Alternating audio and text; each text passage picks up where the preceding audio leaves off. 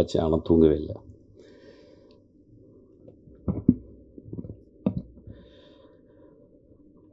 இரண்டாம் உலகப் போரில் ஃப்ரான்ஸில் நாஜி படைகள் வந்து ஆக்கிரமிச்சிருந்துச்சு. அப்போ ஒரு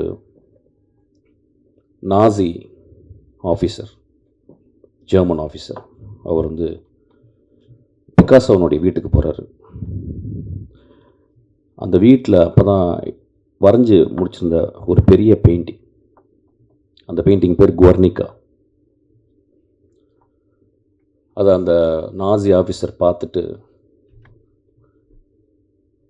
இவ்வளவு மோசமான பெயிண்டிங்கை நீங்களா வரைஞ்சிங்க அப்படின்னு பிக்காசோ அவர் கேட்குறாரு. பிக்காசோ சொல்கிறாரு, இல்லை நீங்கள் தான் வரைஞ்சிங்க அப்படின்னாரு. குவர்னிகா போரை, போரின் இழிவை,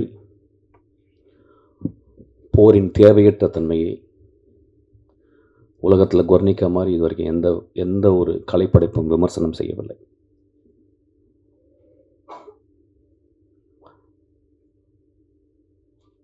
இதை வந்து நான் வயலன்ஸ் அப்படின்ற ஒரு புக்கில், ஜிசக்குடைய புக்கில் இப்போ நான் சமீபத்தில் படித்தேன். இந்த மேடையில் என்ன பேச வர போகிறேன் அப்படின்னு வழக்கம் போல் நான் என்ன பேச போகிறேன் எனக்கு தெரியல. It is going to be whatever comes, it's going to be again a performance.